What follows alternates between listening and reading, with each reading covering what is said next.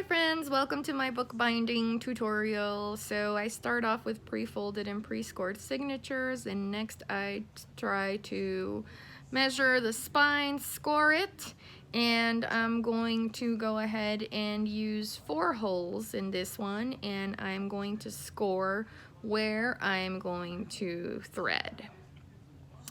So there you go, I go straight across. I ended up using 3 signatures for this journal because I had space left over. So there you go, I'm bringing in my signatures, and I'm actually going to score my signatures as well. So I get a nice deep threading, clean needle thing. So yeah, so I pre-scored my 2 signatures, and then I'm going to go ahead and mark again where I want those holes, and I get my tool that looks like a nice pick. I don't know what it's called.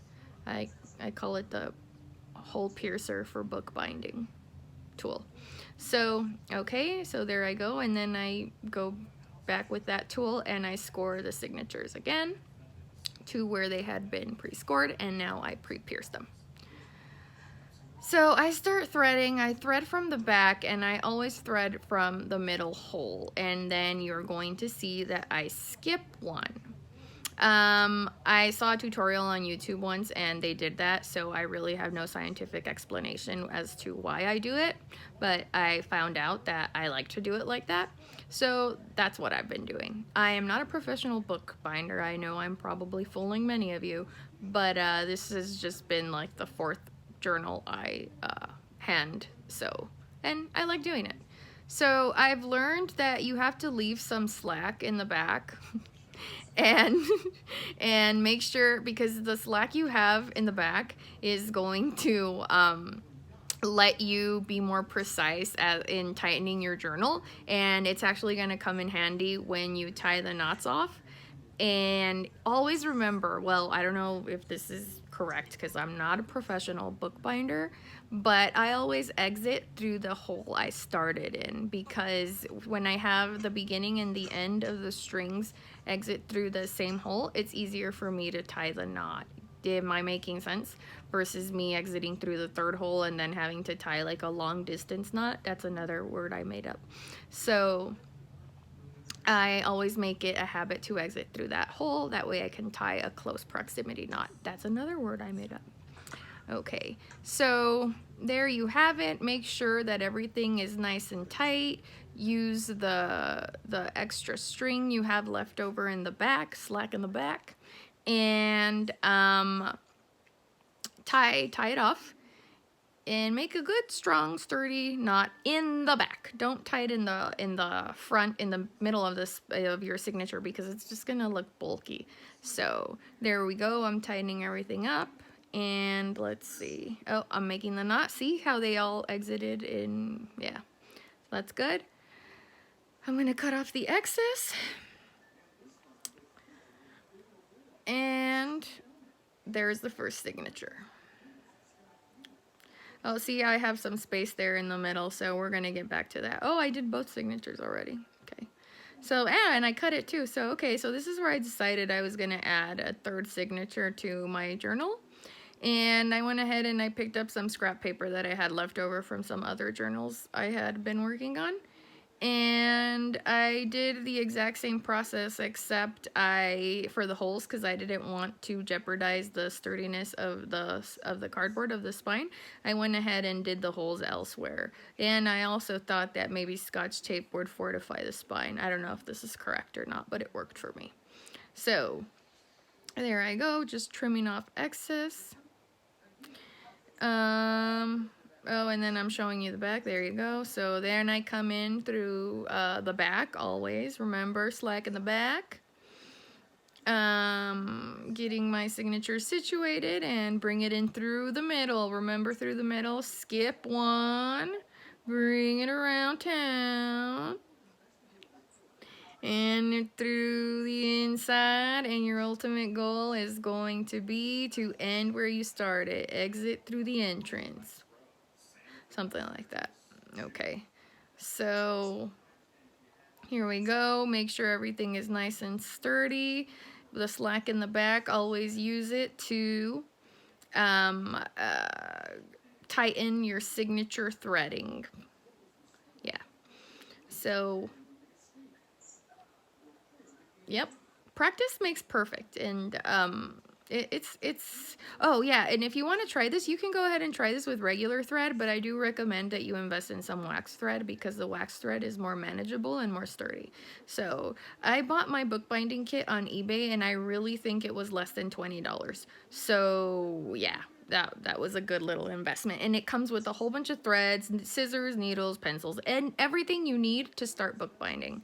Okay, so I bought a filing folder at a flea market, and I tore it in half, and I really liked the material, so I was like, I'm gonna make the book covers, the journal covers, with this old filing folder, and I did it. So I measured the folder, and and I cut it to the size of the journal. And I tried to cut it with this rolling cutter, but it wasn't sharp enough, or I don't know, maybe the material was like way too thick. So I ended up cutting it with scissors, and I had to be really precise. I have a paper cutter in my office, but I was just too lazy to walk all the way to my office. Okay. So there's cover number 1, and I rounded out the edges. Another thing you didn't see is that I actually rounded out the edges on all the papers, on all the journal signatures. And this is completely optional. I like rounded corners. That is from the We Are Memory Keepers, and it was like $9. I think it's like super expensive, but oh well. I'm cutting off excess here and just making sure that everything fits my journal. Don't stress about being perfect. The beauty in handmade objects is that they are all imperfect and they all have a little bit of our essence in them. So let's see. Oh, here's the second one. As you can see, I tore it, but I'm not going to sweat it too much. Some crafter's tape and a bone folder swipe will do. So now I think this is the only part of my journal that I really did measure, and that was the sizing of the spine cover. So yeah, that turned out pretty well. Again, I used scissors to cut through it, and when I measured, it was pretty good. So there you have my bareback cover. I don't know if that's the correct word, but again, I made that term up. So then I had to grab some US Army fabric, and I'm gonna glue it all on there, and that's just gonna bring our covers and spine together and give it that flexibility we need to open and close our book. So a hot glue gun. You could also use fabric adhesive, which is more recommended, but I was like super impatient and I didn't have time to use my fabric adhesive. Also, those flaps are supposed to be longer. They're actually supposed to cover the whole book, the whole covers, but I totally spaced it. But it worked out fine. So yeah, if you want to have those fabric covers all the way covering your spine, that's super great because it's gonna come super handy-ish, something like that. Okay, so now I'm gluing in my bare bones. It's another term I made up, and with my glue gun. You don't have to use a glue gun. Just be really careful what kind of glue you do use because it is known to have reactions. Like E6000 and hot glue do not react well. They eat each other up, FYI. So don't mix those two. So as you can see, I have my bare bones journal into my hardcover, and right now I'm just gluing little details to make sure that my journal is sturdy. These are flaps from wedding invitations I was working on, and I just covered them with Tim Holtz Distress Oxide spray, and I glued them into my leftover spine material. This is Mod Podge, and I'm just gonna glue it down. And what I was trying to do there is just pretty much cover like the threading. Like there was not a lot of visible threading left over, but I just was like, all right, it's gonna give it a cleaner cut if I go ahead and cover it with this doily looking thing. So I did. Doilies are also available at the dollar store, guys. All right, so this is a piece of scrap paper I had left over, and my goal was to cover the fabric because as much as I love the US Army, I wasn't going for an Army journal.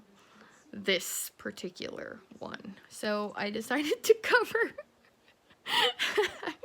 I decided to cover the US Army fabric, and I covered it with vintage paper, of course. And these are some notepad paper with Miss Emily Dickinson, and I decided she would look super fabulous on this journal. So I was like, Emily, come here. And this is a Tim Holtz botanical tissue paper. And I really like this. This serves for like so many mediums, guys. This, you can use it to even like work with resin if you lay it down as a foundation. This thing is miraculous. Okay, so cover that, and I use Mod Podge. You can use any sealer you're partial to, but I'm partial to Mod Podge, and like I said, I didn't want to walk all the way to my office and get all this stuff out there because I'm working from my bedroom, if you can't tell. Okay, so little pieces of that printed tissue paper, and I'm just gonna cover up randomly collage style. Let's see. Yeah, more pieces, more pieces. Little pieces are good. Be generous with the Mod Podge, guys. It's a good sealer. Comes in handy for a lot of different projects. And that groovy check too, I like it. It's from like, it's an old bank replica. Okay, always cover your paper with Mod Podge. It's gonna serve as a coat. And now I'm working on covering the spine.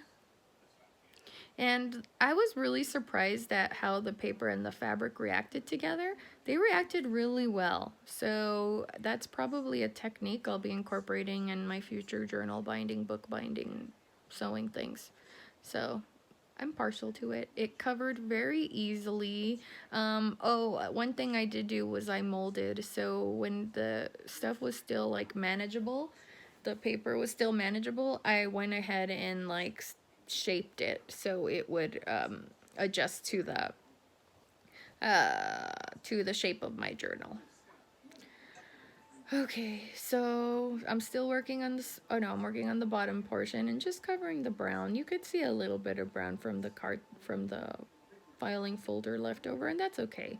My work isn't really perfect. I strive to be not perfect, and that's the way I like it.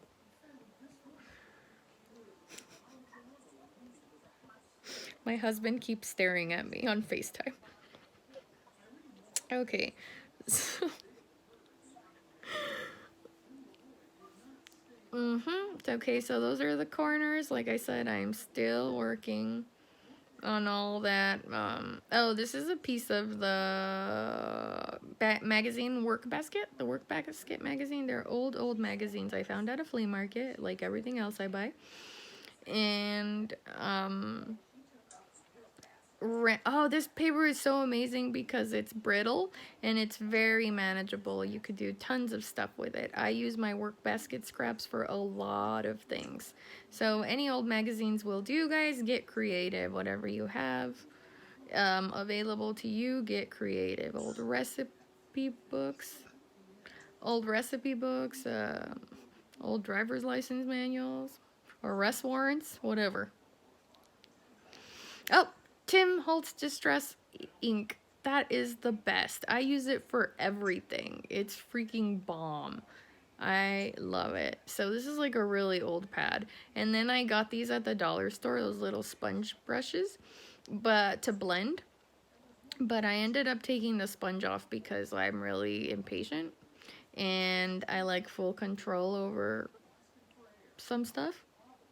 And I just used it as a blender. It makes a great blender, as you guys can see, and I went over the whole journal with the Tim Holtz Distress ink. So it gives this beautiful patina effect that I love and I actually use in all my projects. I don't think I've ever made a project without Tim Holtz Distress ink.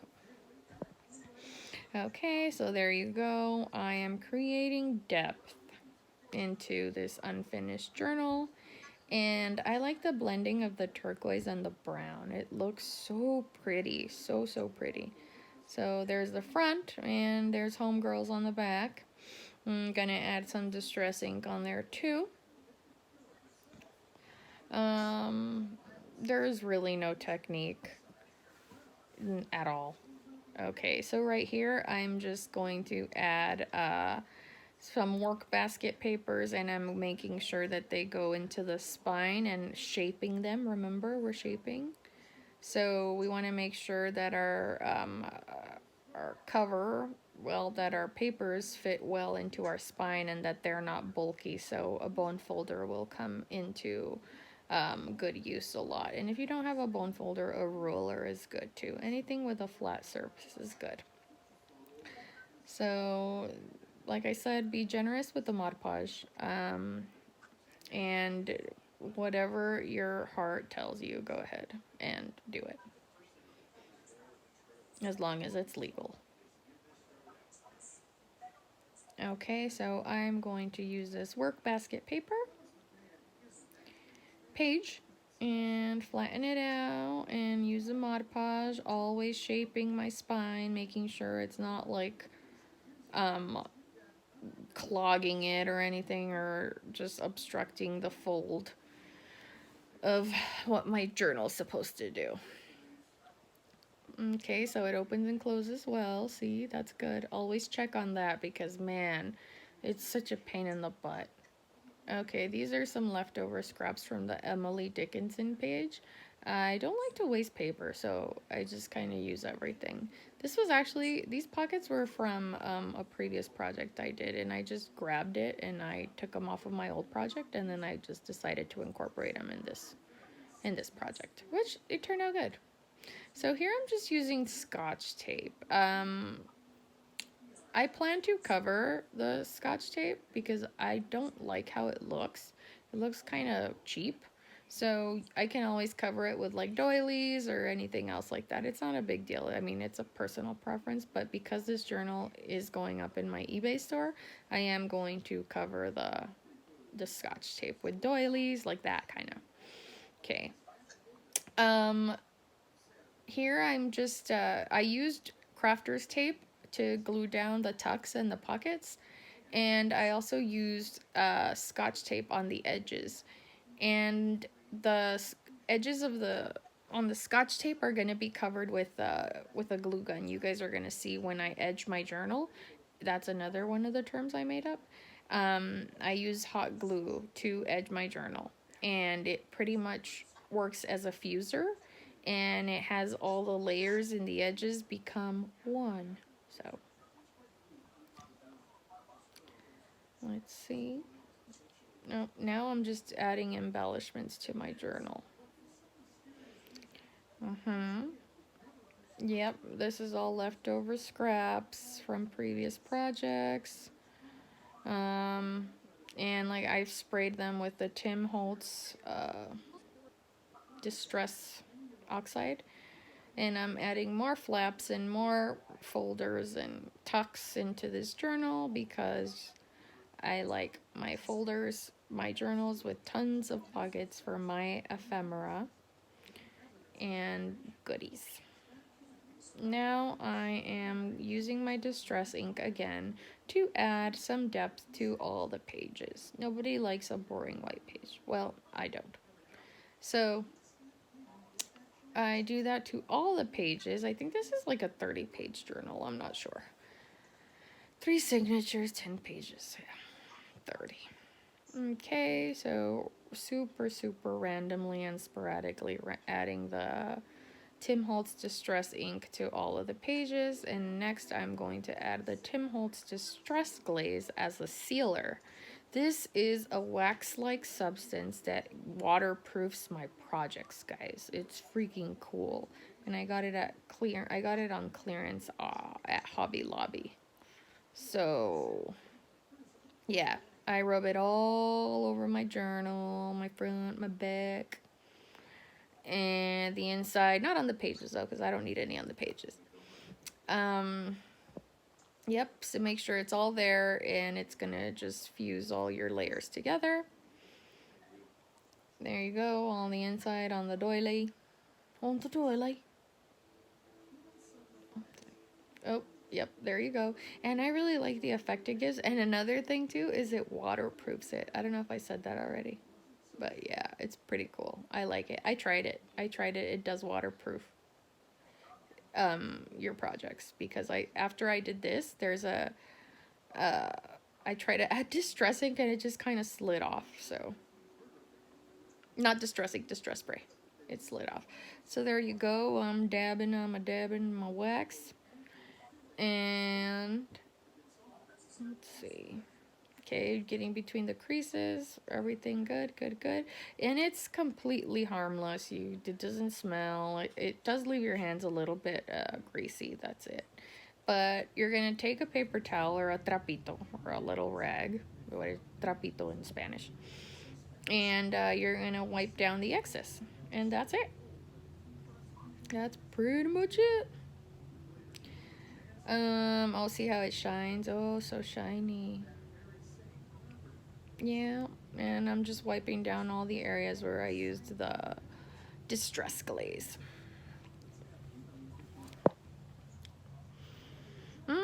There you go.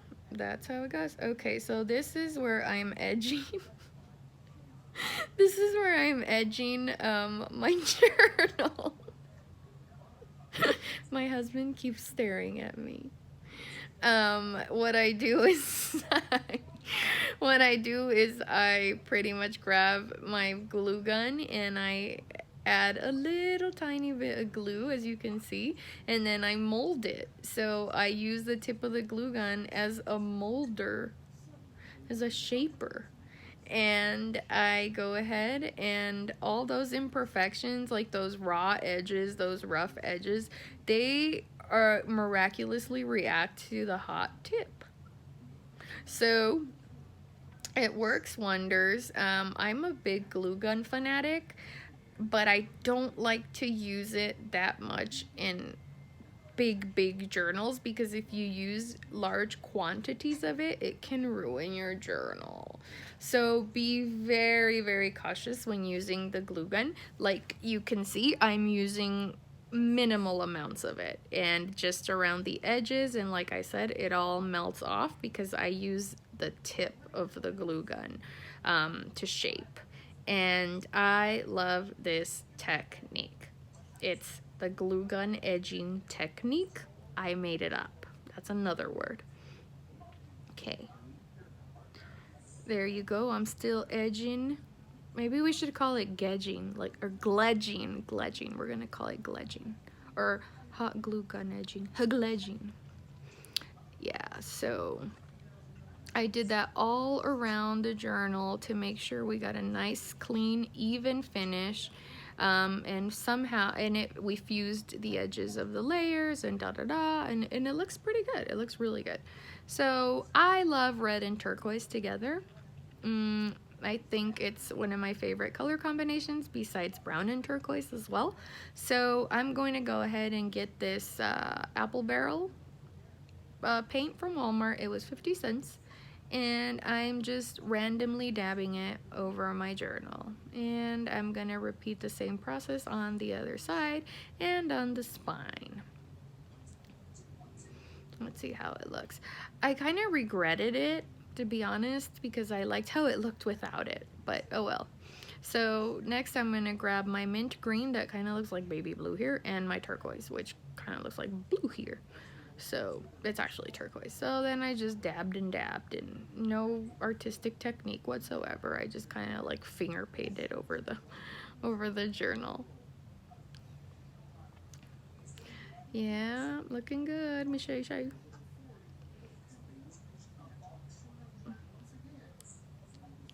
Okay, yep, one side is good to go. And then the back, oh, my hand fell asleep. Yep, there you go. Mix some colors. Oh, and then I did seal this afterwards, guys. And there you have it. That is the beautiful journal I made with Miss Emily Dickinson, front and center. And then this bedazzled clip, I got it off of like those Gorilla Clips. I think that's what they're called. Are they called Gorilla Clips? The black clips? What? I thought they were called Gorilla Clips. Anyway, those clips. Alligator clips? I guess. What are they called? Alligator clips? Oh, alligator. Okay, so as you can see, that alligator clip. Are you sure? I don't know what you're looking at. It's a clip. Okay, so I painted the alligator clip red, and then I added this Tim Holtz jewel. And as you can see, I stuffed it with a lot of ephemera. And there was my final result. I also used these stamps I bought at a flea market. They were brand new and they were like $5, and I just stamped each page, which was pretty cool. They came in handy, and it just adds just enough detail for the writer, but it's not too much that it overpowers like your own inspiration. I don't know if I'm making any sense. So yeah, there you go. Journal cards, little ticks and tucks. Oh, I forgot to add a clip. I think I didn't add the one where I made a little envelope in there, but oh well. So yep, there it is. There you have it. This journal took me like 6 hours to make and 2 hours and 20 minutes of footage. So raw footage. So I didn't record the whole process. I'll usually record a little bit of each, but there you go. So that's my journal, and this journal is available for purchase on my eBay store. Thank you so much for watching. Bye bye.